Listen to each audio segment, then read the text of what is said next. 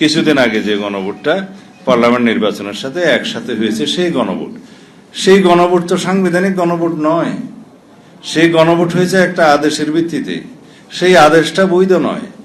সেই আদেশটা করেছে রাষ্ট্রপতি, যার কোনো এখতিয়ার ছিল না। এখন যারা বিভিন্ন জেলা পর্যায়ে বক্তৃতা বিবৃতি দিচ্ছে, বিরোধী দলীয় নেতা এবং অন্যান্য নেতা যারা তাদের কর্মসূচি হিসাবে এই জুলাই আগস্ট মাসে বিভিন্ন কর্মসূচি প্রণয়ন করে বক্তব্য দিচ্ছে, তার মধ্যে কিছু কিছু বক্তব্য আমাদের জবাব দেওয়া প্রয়োজন।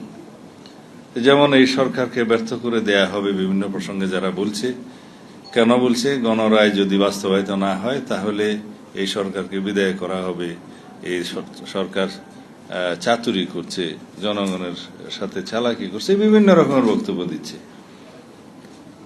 আমি তার প্রেক্ষিতে কিছু কথা বলতে চাই।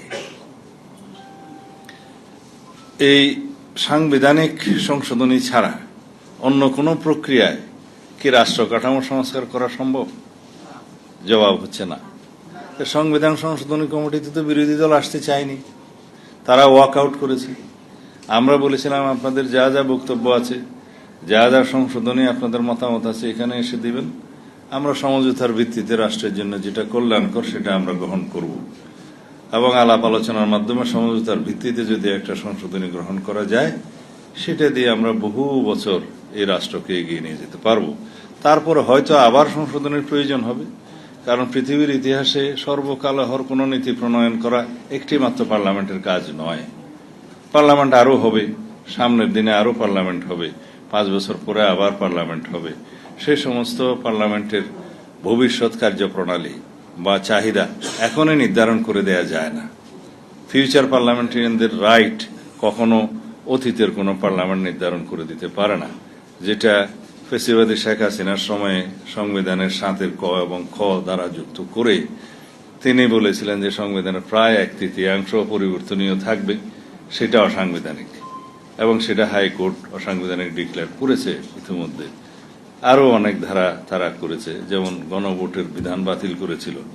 তা এখন আমি কয়দিন আগে দেখলাম একজন বিরোধী দলীয় নেতা, উনি আইনজীবীও, নাম নেব না, তিনি বলেছেন আদালতের রায়ের মাধ্যমে গণভোট ফিরে এসছে।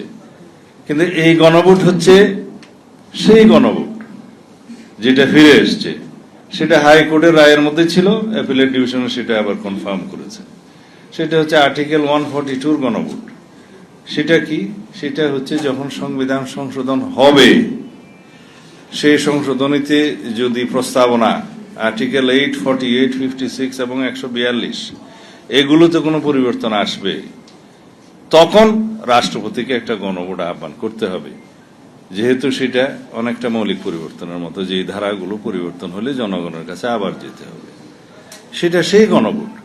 আমরা যদি ভবিষ্যতে সাংবিধানিক সংশোধনী নেই, সেইখানে এই আর্টিকেলগুলো যদি আসে পরিবর্তন, তখন আমাদেরকে 142 অনুসারে আরেকটা রেফারেন্ডাম করতে হবে, গণভোট করতে হবে। সেটা হচ্ছে সেই গণভোট। তারা এখন যে গণভোটের কথা বলছে সেটা গত গণভোট, কিছুদিন আগে যে গণভোটটা পার্লামেন্ট নির্বাচনের সাথে একসাথে হয়েছে সেই গণভোট তো সাংবিধানিক গণভোট নয়। সেই গণভোট হয়েছে একটা আদেশের ভিত্তিতে। সেই আদেশটা বৈধ নয়। সেই আদেশটা করেছে রাষ্ট্রপতি, যার কোনো এখতিয়ার ছিল না। সেই আদেশটা হয়েছে কোনো রাজনৈতিক সমঝোতা ছাড়া, যেটার বিষয়ে কোনো আলাপ আলোচনা হয়নি ঐকমত্য কমিশনে। হঠাৎ করে জুলাই জাতীয় সনদ বাস্তবায়নের জন্য যখন আইনি ভিত্তির দাবি উঠল, তখন আমি প্রস্তাব করেছিলাম ঐকমত্য কমিশনে, ঠিক আছে আমরা জনগণের কাছে যাই, আমরা যে জুলাই জাতীয় সনদ তখন স্বাক্ষর হয়নি, যদি স্বাক্ষর করি, সেই স্বাক্ষরিত জুলাই জাতীয় সনদের পক্ষে সার্বভৌম জনগণ আছে কি নাই সেই প্রশ্নে আমরা একটা গণভোট দেই এবং সেটা আইনি বৈধতা পাবে। যদিও সেটা তখন আইন নয়, আইনি বৈধতা পাবে গণভোটের পরে, সেটা ভিত্তি রচনা হবে। তা আমরা সেই গণভোটের কথা বলছি। কিন্তু সেই গণভোটটা দেওয়ার জন্য একটা অধ্যাদেশ জারি করতে হলো, গণভোট অধ্যাদেশ। ঠিক আছে, গণভোট হবে, কিন্তু কিসের উপরে হবে সেইটা একটা ছল ছাতুরের মধ্য দিয়ে তারা একটা অবৈধ আদেশ প্রণয়ন করে নিল, যে এখানে 4টা প্রশ্ন থাকবে, তার মধ্যে একটা মাত্র জবাব দিতে হবে হ্যাঁ অথবা না। 4টা প্রশ্নের মধ্যে আলাদাভাবে হ্যাঁ অথবা না দেওয়ার কোনো বিধান রাখা হলো না। সেই গণভোটের আদেশটা কেন জারি করতে হলো? যেই আদেশের মধ্যে বলা হলো জুলাই জাতীয় সনদ উইদিন ব্র্যাকেট সংবিধান সংস্কার বাস্তবায়ন আদেশ 2025, সম্ভবত 13ই নভেম্বর 2025 সে আদেশটা দেয়া হলো। কিন্তু এইরকম কোন আদেশ জারি করতে পারেন না। আমরা সমঝোতার ভিত্তিতে গণভোটের অধ্যাদেশ জারি করার পরে গণভোট হতো, এবং গণভোটটা যখন দেয়া হবে গণভোটের প্রশ্নটা কি হতো সেটা আমাদের রাজনৈতিক সমঝোতা হয়েছে যে জুলাই জাতীয় সনদের ওপরে জনগণ হ্যাঁ অথবা না বলুন। এই জুলাই জাতীয় সনদ যেটা প্রণীত হয়েছে, সমঝোতা হয়েছে, ঐতিহাসিকভাবে সংসদের দক্ষিণ প্লাজায় স্বাক্ষরিত হয়েছে, সেটার পক্ষে জনগণ আছে কি নাই।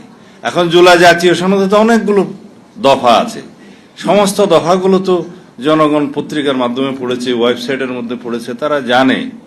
এখন 80-84টা প্রশ্নের জন্য তো হ্যাঁ অথবা না বলার দরকার নাই। এই যে রাজনৈতিক সমঝোতার দলিল হিসেবে যে জুলাই জাতীয় সনদ 2025 স্বাক্ষরিত হয়েছে, তার পক্ষে জনগণ আছে কিনা একটা মাত্র কোশ্চেন হতো। তার মধ্যে সাংবিধানিক সংস্কারের বিষয় ছিল, আইনি সংস্কারের বিষয় ছিল, এবং অন্যান্য বিধি বিধান যেগুলো পরিবর্তন করতে হবে সেটা বিষয় ছিল।